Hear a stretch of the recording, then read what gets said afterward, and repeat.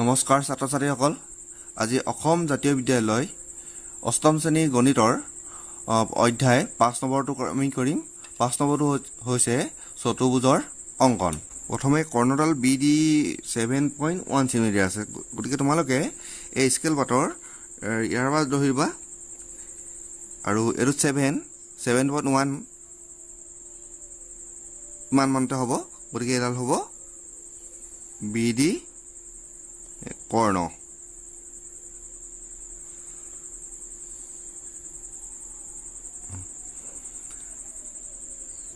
AB দিছে AB 5.2 centimetre দিছে এনেকৈ আঁকিলাম আমি 5 ইয়াৰ পৰা এটো 5.2 দেখিছা চাগে তোমালোকে ভালকৈ এডাল হৈছে AB মই AB 5.2 সেন্টিমিটাৰ তাৰপিছত দিয়া আছে তোমালোকৰ BC দিয়া আছে তোমালোকৰ 6.3 ইয়াৰ পৰা এটো 6 1 2 3 এইখিনি লেখা হ'ব এটো আছিল BC ভাও 6.3 সেন্টিমিটাৰ বুলি কৈছিলে তাৰপিছত আছিলে CD 5.4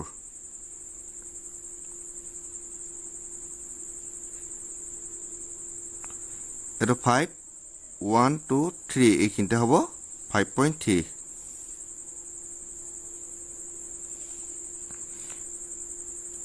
CD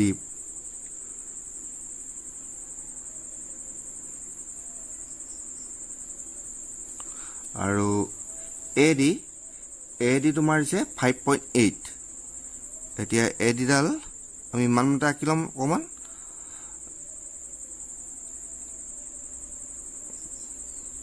5 এটো 5 হল আকৌ ইয়াৰ পৰা 6 7 8 এই যোগকেইটা কিন্তু তোমালোকে স্পষ্ট কৰি ল'বা সম্পূৰ্ণ কৰি ল'বা তেতিয়া অসুবিধা নোপোৱা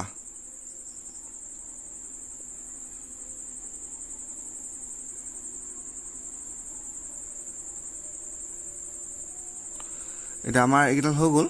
আমি এতিয়া প্ৰথমতে কি কৰিলো যে BD কৰ্ণডাল 7.1 সেন্টিমিটাৰ আমি আঁকি ললো এইটো বিন্দুৰ নাম আছিল B আৰু এইটো বিন্দুৰ নাম আছিল D ইয়াৰ পিছত আমি কি কৰিম তোমাৰ এই B বিন্দু কেন্দ্ৰ কৰি আমি ইয়াত AB বুলি কৈছিল নহয় আমি এতিয়া কি কৰিম B বিন্দু কেন্দ্ৰ কৰি এটা চোৱা ইয়াত B আছে এফালে D আছে তেতিয়া এডাল AB আৰু এডাল AD অৰ্থাৎ আমি এই যেটো বিন্দু আঁকিম ইয়াত এটোত আমি হ'ব লাগিব আমাৰ হ'ব লাগিব A বিন্দু হ'ব লাগিব গতিকে আমি প্ৰথমতে তোমালোকে এফালৰ পৰা আঁকিব পাৰিবা এফালৰ পৰা আঁকিব পাৰিবা এতিয়া চোৱা আমি কি কৰিম এই কম্পাসটো এনেকৈ লৈ এই A আৰু এই B দেখিছা নাই এনেকৈ লগাই এটা আমি অঙ্কন কৰিম এতিয়া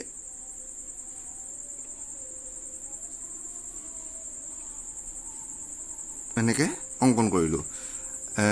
এতিয়া আকৌ কি বুলি কৈছিলে এফালে আকৌ কি কৈছে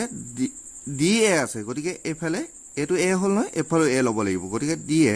আছে 5.8 হলে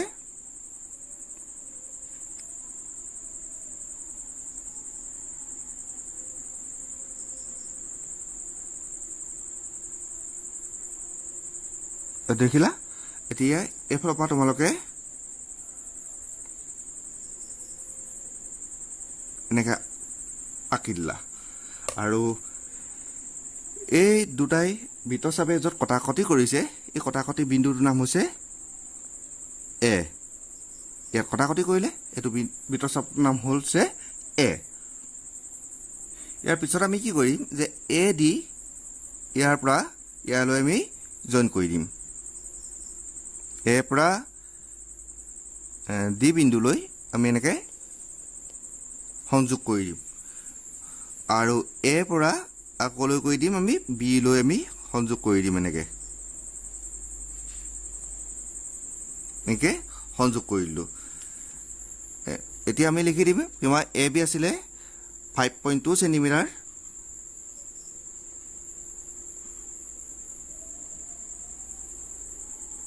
আৰু এ ডি আছিলে 5.8 সেন্টিমিটাৰ ইয়াৰ পিছত আমি কি কৰিম বি আৰু ডি কেন্দ্ৰ কৰি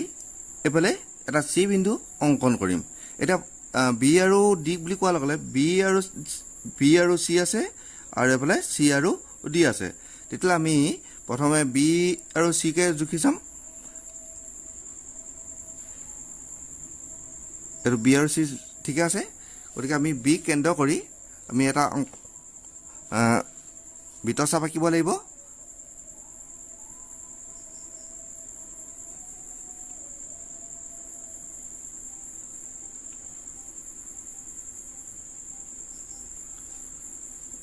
এটা বৃত্তচাপ আঁকিছোঁ আৰু এতিয়া চি আৰু ডিক আমি মেজাৰমেণ্ট কৰি ল'ম কৰি লৈ আমি এটা আকৌ আঁকিম এবাৰ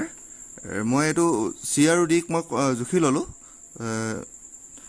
এবাৰ মই ডাইৰেক্ট আঁকি দিম আৰু এনেকৈ জুখি ল'লোঁ জুখি লৈ মই ডাইৰেক্ট আঁকি দিম এতিয়া তোমালোকেও এনেকৈ জুখি ল'বা জুখি লৈ আঁকি ল'বা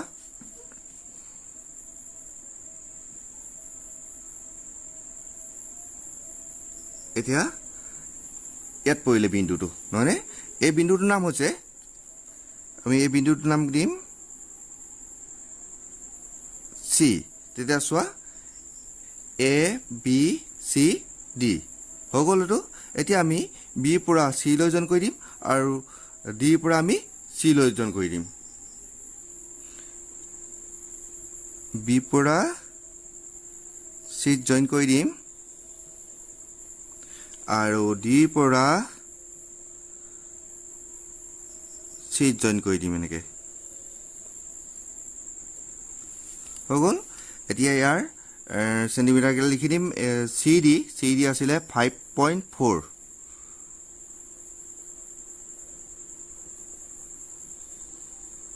আৰু বি চি এডাল আছিলে 6.3 এতিয়া আমাৰ চতুৰ্ভুজটো অংকন হৈ গ'ল কিন্তু এই যিটো অংকন আমি কৰিলোঁ এই অংকন পদ্ধতি আমি লিখিব লাগিব এতিয়া আমি এই চতুৰ্ভুজটোৰ এতিয়া অংকন প্ৰণালী লিখিব লাগিব এতিয়া অংকন প্ৰণালীটো চোৱা তোমালোকে যে 7.1 সেন্টিমিটাৰ দৈৰ্ঘ্যৰ বি ডি কৰ্ণ অঁকা হ'ল আমি প্ৰথমতে বি ডি কৰ্ণ আঁকিছিলোঁ আৰু ইয়াৰ দৈৰ্ঘ্য আছিলে 7.1 সেন্টিমিটাৰ তাৰপিছত 2 নম্বৰটো আছে বি আৰু ডি বিন্দুক কেন্দ্ৰ কৰি ক্ৰমে এ বি সমান 5.2 সেন্টিমিটাৰ বা ব্ৰেকেট বন্ধ কৰি লিখিলেও হয় আৰু এ ডি সমান 5.8 সেন্টিমিটাৰ সমান ব্যাসাৰ্ধলৈ দুটা বৃত্তচাপ বি ডিৰ একেফালে অঁকা হ'ল এটা চোৱা বি কেন্দ্ৰ কৰি এফালে এটা আঁকিলোঁ আৰু ডি কেন্দ্ৰ কৰি এফালে এটা আঁকিলোঁ আৰু এই দুটা বৃত্তচাপে ক'ত কটাকটি কৰিছে এ বিন্দুত কটাকটি কৰিছে গতিকে কি হৈছে এ বি আৰু বি ডি হৈ গ'ল আৰু তাৰপিছত 3 নম্বৰটো তোমালোকে চোৱা 3 নম্বৰটোত আছে বি আৰু ডি বিন্দুক কেন্দ্ৰ কৰি বি চি 6.3 সেন্টিমিটাৰ এই বি চিডাল 6.3 সেন্টিমিটাৰ আমি লৈছিলোঁ চি ডিক 5.4 সেন্টিমিটাৰৰ এটা আমি 5.4 আমি জুখি লৈছিলোঁ হয়নে সমান ব্যাসাৰ্ধলৈ দুটা বৃত্তচাপ বি ডিৰ আনটো ফালে অঁকা হ'ল এতিয়া চোৱাচোন আমি বি এফালে আঁকিছিলোঁ আৰু ডিক এফালে আঁকিছিলোঁ আৰু যি দুটা বৃত্তচাপ পালোঁ সেই বৃত্তচাপ দুটাই কি কটাকটি কৰোঁতে আমি কি বিন্দু পালোঁ এটা চি বিন্দু পালোঁ আৰু চি বিন্দুত কটাকটি কৰিছে এইডোখৰলৈকে হৈ গ'ল তোমালোকৰ তাৰপিছত তোমালোকক কি কৰিছিলোঁ 4 নম্বৰটোত আমি যে A B A D B C আৰু ডি চি ৰেখাখণ্ডবোৰ এইকেইটা আমি আঁকি পেলাইছিলোঁ হয়নে গতিকে এইটো চোৱা তোমালোকৰ তেনেকৈ ধৰণে আছে গতিকে এই এ বি চি ডি এটা আমাৰ চতুৰ্ভুজ আঁকিবলগীয়া চতুৰ্ভুজটো ইমানেই তোমালোকে লিখিব লাগে এতিয়া আমি 2 নম্বৰটোৰ মই কৰি দিম চাই যাবা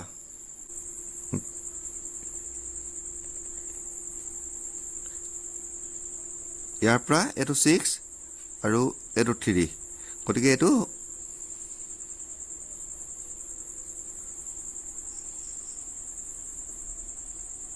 এটা AC হৈ গ'ল AC আছিল আমাৰ 6.3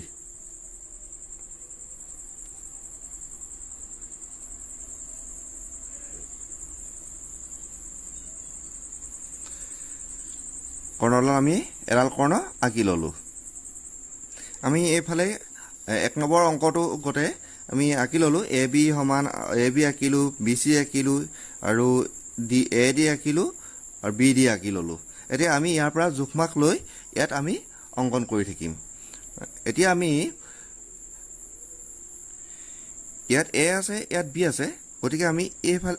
ইয়াত A আছে ইয়াত C আছে গতিকে আমি ইয়াত কি কৰিব লাগিব B বহাব লাগিব আৰু তেতিয়া আমি কি হ'ব লাগিব এনেকৈ হলে AB হ'ব লাগিব নহয় যে গতিকে AB দা আছে 5 সেন্টিমিটাৰ আমি ইয়াত 5 সেন্টিমিটাৰ আমি জুখি ল'ব লাগিব এনেকৈ 5 সেন্টিমিটাৰ আমি জুখি ল'ম এটা 5 সেন্টিমিটাৰ আছে এতিয়া আমি এফালে পা A বিন্দু কেন্দ্ৰ কৰি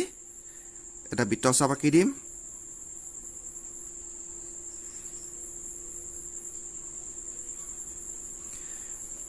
তাৰ পিছত আমি কি কৰিম C বিন্দুক কেন্দ্ৰ কৰি আকৌ এটা বৃত্তচাপ আঁকিম তেতিয়া আমাৰ এইফালে কি হ'ব লাগিব B বুলি কৈছিলো মই গতিকে BC বিচাৰিম আমি BC ডাল আছে 4.8 সেন্টিমিটাৰ এডালো মেজাৰমেন্ট কৰি লম এতিয়া এডাল এনেকে মেজাৰমেন্ট কৰি লৈ এতিয়া C বিন্দুত কেন্দ্ৰ কৰি এটা বৃত্তচাপ আঁকি দিলো এটা যেতিয়া দুইডালে পৰস্পৰ কটাকটি কৰিলে এই কটাকটি বিন্দুটো হ'ব তোমালোকৰ B বিন্দু এতিয়া আমি A আৰু B এফালে B আৰু C আমি সংযোগ কৰি দিব পাৰিম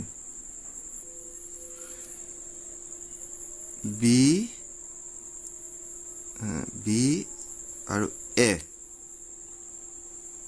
আমি সংযোগ কৰিলো এফালে B আৰু C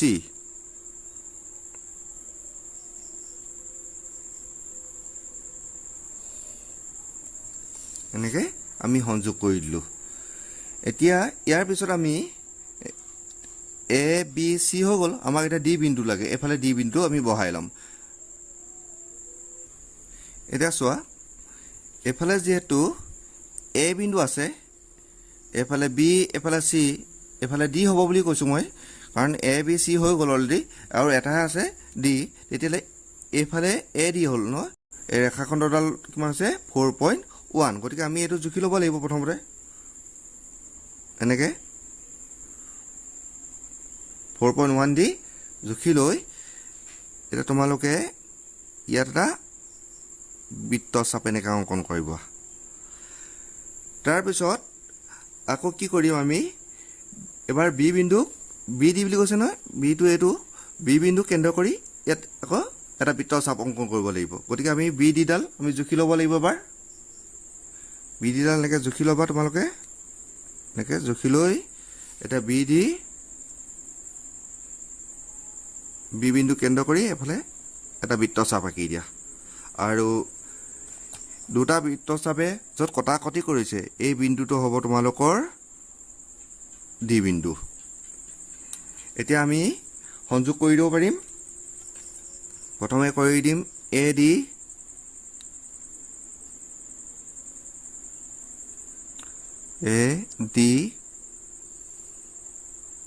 হৈ গ'ল তাৰপিছত আছিল আমাৰ BD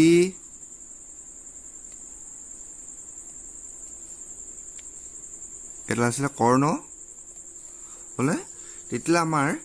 DC বাহু দিছে নেকি DC নাই দিয়া DC মান নাই দিয়া গতিকে DC মান যদি নাই দিয়া DC এনেকে তোমালোকে জয়েন কৰি দিয়া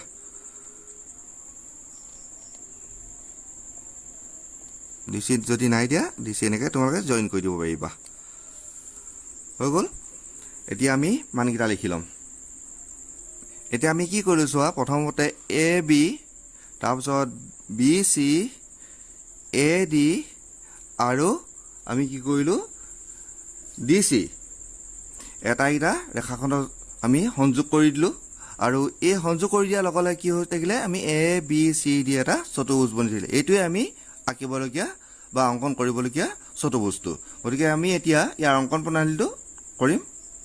এতিয়া 1 নম্বৰ অংকন প্ৰণালীটো যেনেকুৱা আছিলে 2 নম্বৰ অংকন প্ৰণালীটো একেই হৈছে মই লিখি দিছোঁ আৰু যি ধৰণে তোমালোকক আঁকিছিলোঁ সেইখিনিকে ইয়াত লিখা হৈছে গতিকে এইখিনি তোমালোকে নোট কৰি ল'বা